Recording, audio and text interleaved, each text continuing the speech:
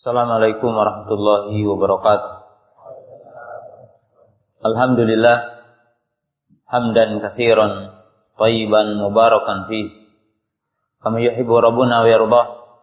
Asyhadu an la ilaha illallah wahdahu la syarikalah wa asyhadu anna Muhammadan abduhu wa rasuluh.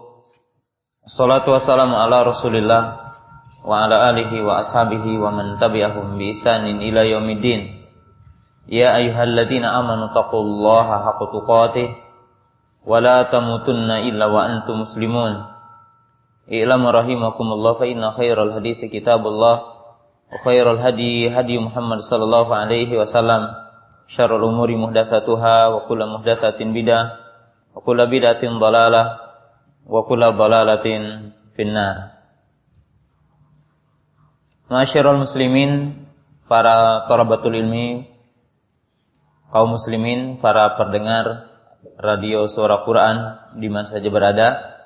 Alhamdulillah pada kesempatan malam yang berbahagia ini dengan izin dan kudrat dari Allah Ta'ala, kita dapat berkumpul di majelis yang mulia ini, di tempat yang mulia ini, dalam rangka kita thalabul ilmi, mudzakkaratul ilmi.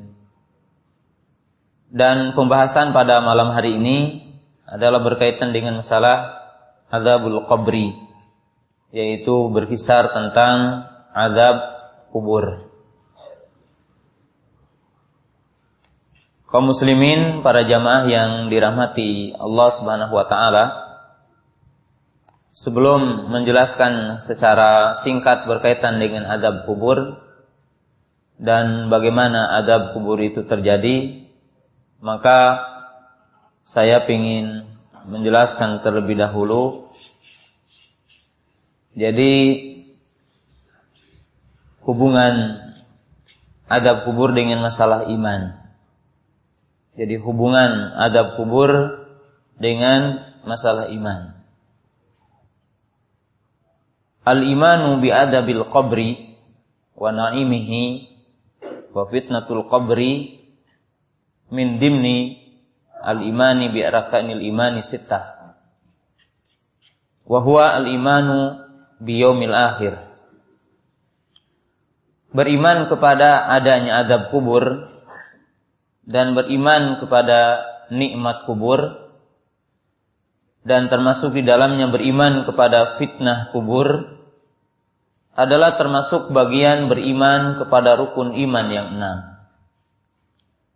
6, yaitu masuk kepada bagian beriman kepada yaumul akhir.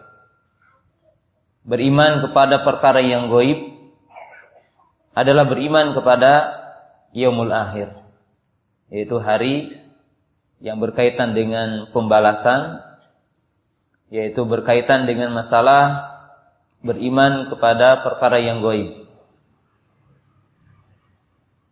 Ahli sunnah telah memasukkan beriman kepada azab kubur aslun min usuli sunnah.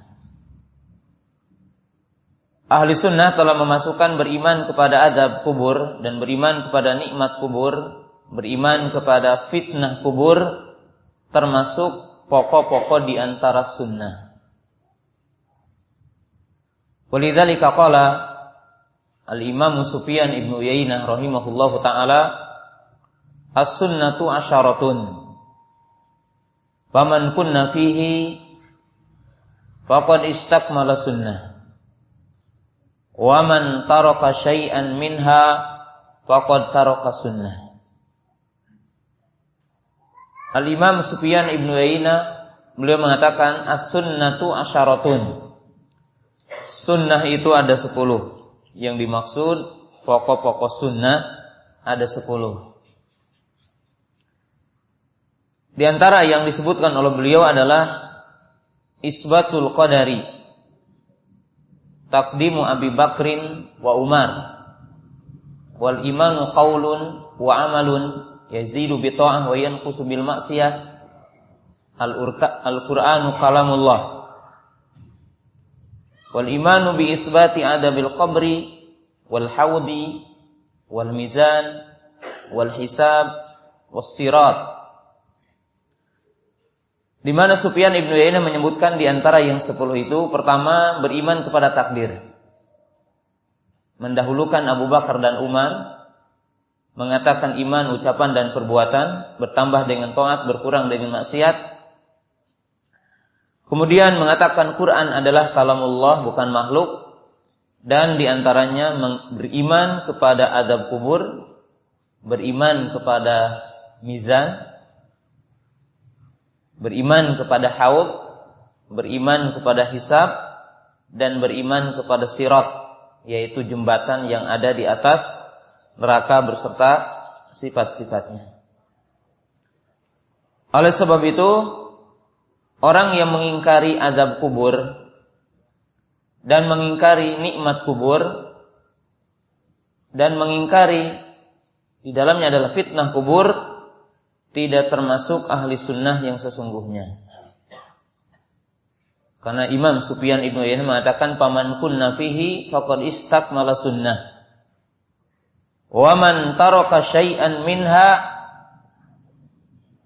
faqad taraka sunnah. Barang siapa yang berkumpul pada seseorang itu 10 poin, maka dia dinamakan ahli sunnah. Dan barang siapa yang mengingkari salah satu di antara 10 di antara pokok-pokok sunnah, maka dia tidak bisa dikatakan ahli sunnah walaupun ia mengaku ahli sunnah. Dan hampir seluruh ulama yang mengarang kitab akidah atau menamakan kitab mereka dengan sunnah, seperti Imam Al-Bahari Syarh Sunnah, Al-Imam Al-Lalakai adalah Syarh Sunnah, kemudian Al-Imam Ahmad dengan menamakan kitabnya Usul Sunnah, maka seluruh ulama yang mengarang kitab sunnah, yang dimaksud sunnah dalam kategori usuluddin, maka mereka semuanya menetapkan masalah keimanan berkaitan dengan azab kubur. Jadi di sini dua perkara yang harus dipahami dulu oleh kita. Pertama, beriman kepada azab kubur, nikmat kubur, fitnah kubur adalah bagian dari beriman kepada perkara yang gaib, beriman kepada hari kiamat. Kemudian termasuk usul sunnah, yaitu pokok-pokok sunnah. Dan termasuk min alamati ahli sunnah isbatu adabil qabri wa na'imiha wa fitnati al-qabr. Jadi di antara ciri ahlu sunnah, di antara pokok-pokok sunnah adalah beriman kepada azab kubur, beriman kepada nikmat kubur, dan beriman kepada yang dinamakan dengan fitnah kubur. Nah, itu perkara yang harus kita imani. Nah, kemudian setelah kita memahami hubungan antara beriman kepada azab kubur dengan masalah iman dengan usul sunnah, maka kita akan jelaskan poin berikutnya. Apa yang terjadi di alam kubur dan apa-apa yang harus kita imani adalah 3 unsur yang tadi. Pertama, fitnatul qabri. Yang dimaksud dengan fitnatul qabri adalah su'alu malakaini. Alama sabata minna sunnah ismuhuma munkarun wa nakir. Adapun yang dimaksud dengan fitnah kubur adalah pertanyaan 2 malaikat. Dan telah sahih menurut pendapat yang rajih bahwa 2 malaikat itu adalah munkar dan nakir. Sebagaimana disebutkan dalam hadis yang dihasankan oleh Syekh Albani rahimahullah ta'ala dan para ulama. Yaitu pertanyaannya tiada lain dari berkaitan dengan, yaitu man rabbuka wa man nabiyuka wa madinuka. Yang dikenal oleh kita adalah sehingga Syekh Muhammad bin Abdul Wahhab menyusun kitab yang bernama Al-Usul, yakni Al-Usul Salasah ataupun As-Sulusul Salasah, yaitu 3 pondasi agama. Dan ini yang dimaksud dengan fitnatul qabri. Walaupun fitnatul qabri juga terkadang dipahami oleh para ulama dan dijelaskan oleh para ulama dengan makna yang lain, bahwa kuburan terkadang menjadi fitnah bagi sebagian kaum muslimin. Bagaimana? Di mana ada orang-orang yang berlebihan dalam mendudukan kuburan sehingga disembah kuburannya. Ya, kemudian mereka meminta-minta kepada penghuni kubur, maka ini juga termasuk yang dimaksud fitnah kuburan. Tetapi bukan yang dimaksud tadi fitnah kuburan adalah pertanyaan dua malaikat. Adapun poin yang kedua adalah yang dinamakan dengan naimul qabri, yaitu nikmat kubur. Ya, yang dimaksud dengan nikmat kubur adalah kenikmatan yang Allah Ta'ala akan berikan li ahli iman, li ahli tauhid, li ahli taqwa. Yaitu berupa kenikmatan yang mungkin nanti sebagiannya kita akan jelaskan, ya. Yang diberikan Allah Ta'ala kepada ahlu tauhid, kepada ahlul iman, kepada ahlu ta'at, kepada ahlu taqwa. Seperti umpamanya akan diperlihatkan surga, akan diberikan cahaya di kuburannya, diluaskan kuburannya. Ini yang dimaksud dengan nikmat kubur. Ini yang dimaksud dengan nikmat kubur. Adapun yang ketiga adalah yang dinamakan dengan adzabul qabri. Jadi adzabul qabri. Adzabul qabri ini yang dimaksud adalah berupa azab siksa. Jadi berupa azab atau siksa. Sebab siksa yang Allah Ta'ala akan berikan kepada seorang hamba tidak lepas, ya, yang kita akan rasakan nanti adalah dalam 3 fase. Azab yang Allah Ta'ala akan turunkan kepada seorang hamba.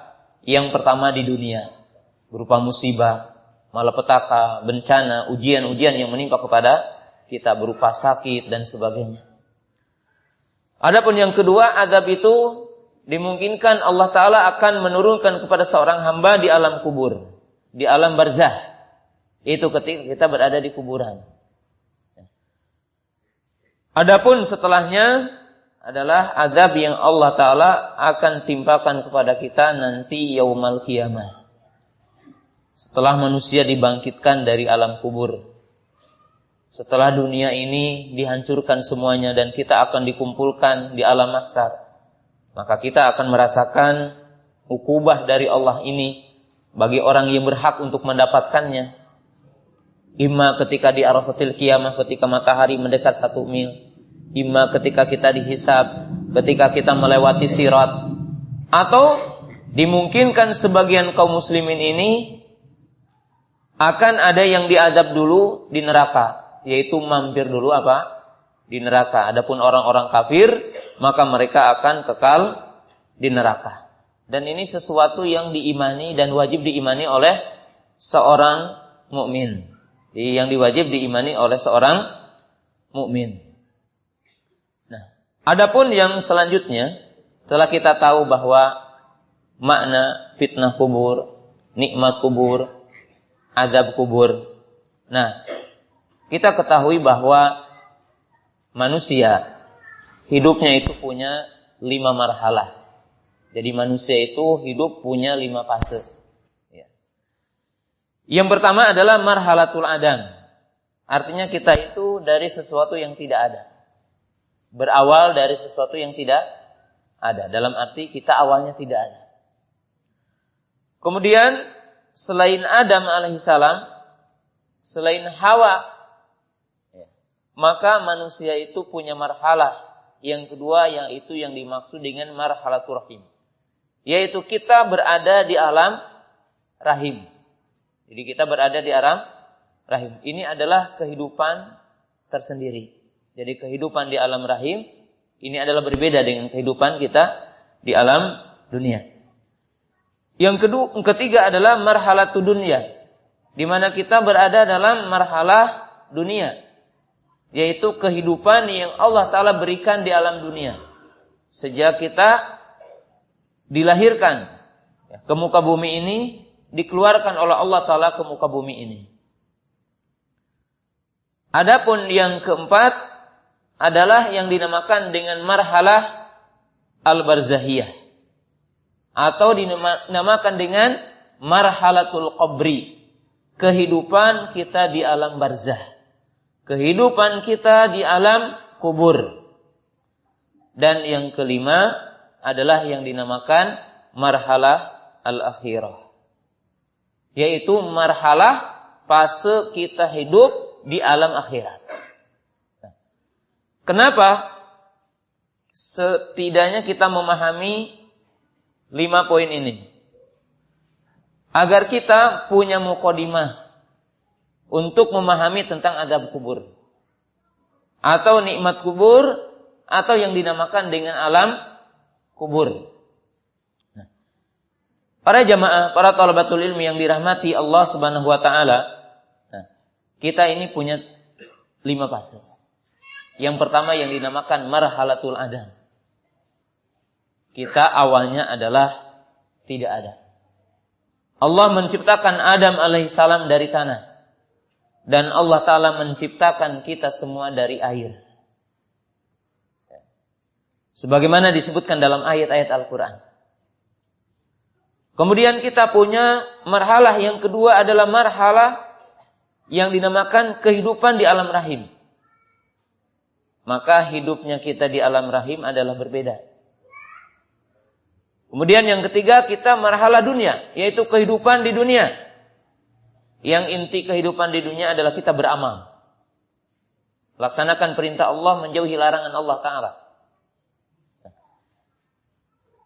Sedangkan yang keempat adalah marhalah barzahiyah, yaitu kehidupan di alam barzah. Nah, setiap fase ini walaupun dinamakan dengan hidup hayah, yaitu dunia, alam rahim, alam dunia, alam kubur, alam akhirat. Maka dari semua ini punya khasais, punya mumayyizat, artinya punya kekhususan dari hidup ini. Punya sifat yang tersendiri. Sifat hidup kita di alam rahim berbeda dengan sifat kita hidup di alam dunia. Sifat hidup kita di alam kubur berbeda dengan sifat kita hidup di alam akhirat. Muqaddimah ini sederhana tetapi memberikan faidah yang sangat agung. Bagaimana? Kalau ada orang yang mengingkari azab kubur karena tidak masuk akal, di mana mereka mengatakan bagaimana ruh dengan jasad udah berpisah dan tulang belulang kita telah tiada, daging kita telah tiada, kalau kita gali kuburan itu tidak terlihat jasad kita. Lalu bagaimana kita akan merasakan nikmat kubur dan bagaimana kita akan merasakan azab kubur bagi yang berhak untuk mendapatkannya? Ini tidak masuk akal. Maka jawaban yang singkat, sesungguhnya dalam setiap fase kehidupan itu punya sifat tersendiri. Apa yang dinamakan nikmat dunia adalah beda dengan nikmat kubur. Apa yang kita dapatkan dalam nikmat kubur dan nikmat dunia akan berbeda dengan nikmat nanti di surga. Walaupun namanya nikmat sama, namanya hidup sama, tetapi berbeda. Oleh sebab itu Abdullah bin Abbas radhiyallahu taala anhuma mengatakan, apa-apa yang ada di surga kalau dihitung di dunia hanya nama. Kita mengenal apel, kita mengenal madu, kita mengenal kenikmatan. Ya. Sesungguhnya apa yang ada di akhirat nanti, yang ada di surga adalah akan jauh berbeda dengan hakikat yang ada apa? Di dunia ini. Dan Nabi SAW menjelaskan kepada kita, jika seandainya kita mendapatkan nikmat kubur, maka apa yang akan didapatkan dalam nikmat akhirat lebih besar. Maka disebutkan di dalam hadis-hadis, orang yang baik, ahlul iman, ahlul taqwa, ahlul tauhid, ketika dihidangkan kepadanya nikmat kubur, maka dia bercita-cita agar dipercepat hari kiamat. Kenapa? Apa yang didapatkan hari ini sederhana. Kami akan mendapatkan yang lebih besar lagi nanti di surga. Sebaliknya orang-orang yang mendapatkan azab kubur dari orang-orang kafir, orang-orang musyrik, orang-orang munafik, atau mungkin ahlul maksiat dari orang-orang beriman, maka dia berkata, ya Allah, tangguhkanlah hari kiamat. Kenapa mereka meminta ditangguhkan hari kiamat? Karena mereka mengetahui bahwa seandainya mereka mendapatkan azab di kuburannya, maka mereka mengetahui azab nanti yaumul qiyamah lebih dahsyat ketimbang azab yang dirasakan di alam kubur. Nah, maka jamaah yang dirahmati Allah Subhanahu wa taala, jadi di sini kita akan memahami perbedaan arti hidup dan hakikatnya, perbedaan nikmat dan hakikatnya. Maka tidak boleh kita mengukur alam kubur dengan apa yang kita lihat sekarang di dunia. Tidak boleh kita menimbang tentang apa yang akan terjadi di kuburan dengan ukuran kita, akal kita, perasaan kita. Disebabkan setiap sesuatu berbeda hakikatnya, tergantung diidhofatkan, dinisbatkan kepada apa. Kita mengatakan hidup alam rahim kan berbeda dengan dunia. Kita katakan hidup di dunia dengan hidup di alam kubur berbeda. Kita mengatakan hidup di alam kubur dengan hidup di akhirat berbeda. Maka setiap masa itu, setiap sifatnya adalah berbeda. Sehingga tidak bisa diukur dengan akal kita. Nah, para jamaah yang dirahmati Allah Subhanahu wa taala. Nah, setelah kita paham ini marhalah dan punya mukadimah untuk memahami tentang azab kubur. Nah, jamaah yang dirahmati Allah Subhanahu wa taala, nah, beriman kepada azab kubur, nikmat kubur dan fitnah kubur adalah merupakan bagian dari iman. Sebagaimana tadi saya jelaskan, kemudian termasuk usul sunnah. Kemudian kita akan bahas secara singkat azab kubur bagi orang yang berhak untuk mendapatkannya. Apakah selamanya akan diberikan kepada mereka yang berhak untuk mendapatkan azab kubur? Maka para ulama mengatakan azabul qabri tanqasimu ila qismain. Bahwa azab kubur atau orang yang diazab di kuburan ada dua kelompok. Kelompok yang pertama yang selamanya. Jadi selama di alam kubur, selama di barzah, maka diazab. Siapa mereka? Al-kafir, al-musyrik, al-munafik. Yaitu orang kafir, orang musyrik, orang munafik. Maka mereka akan selamanya mendapatkan azab. Sehingga dinyatakan di dalam hadis-hadis dan ayat bahwa keluarga Fir'aun, artinya pengikut Fir'aun, akan dihidangkan, diperlihatkan kepadanya api neraka setiap hari. Dan orang-orang kafir itu akan melihat setiap hari neraka. Sehingga mereka menjerit. Yang jeritannya itu sangat keras. Terdengar oleh seluruh makhluk di alam muka bumi ini kecuali dua makhluk, jin dan manusia. Maka mereka mendapatkan azab selamanya dan terus menerus. Adapun orang-orang mukmin yang maksiat, yang ia punya sebab untuk mendapatkan azab kubur, maka mereka itu ala qadri maksiyatihi. Maka mereka akan diazab di kuburannya seukuran dengan maksiatnya, seukuran dengan dosanya. Jadi seukuran dengan dosanya, seukuran dengan maksiatnya. Dan perlu dicatat di sini, kalau kita ditanya apakah setiap orang yang melakukan salah satu sebab di antara sebab untuk mendapatkan adab kubur, mesti diadab di kuburannya.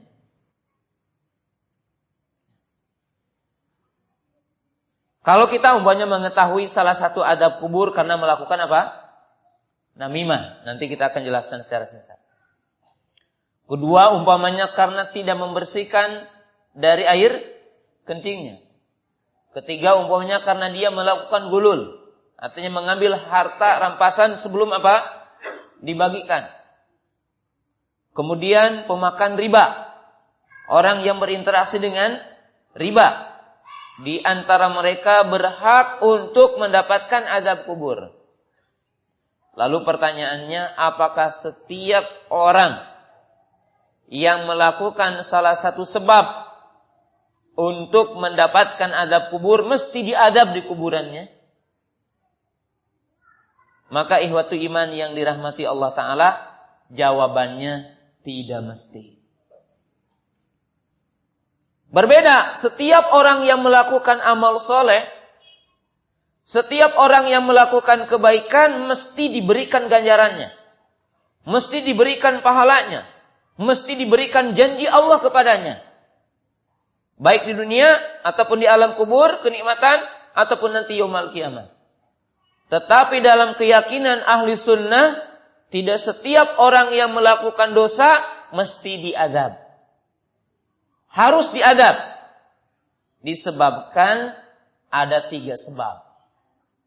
Jadi disebabkan ada 3 sebab. Ya. Yang pertama, jika seandainya dia bertaubat sebelum apa? Mati. Dia melakukan dosa tapi bertaubat. Maka apa? Tidak ada azabnya. Tidak ada apa? Siksanya. Yang kedua, imma dia memiliki amal kebaikan yang bisa menghapus tentang kejelekannya. Nabi SAW bersabda, ittabi as-sayyi'ata al-hasanata tamhuha.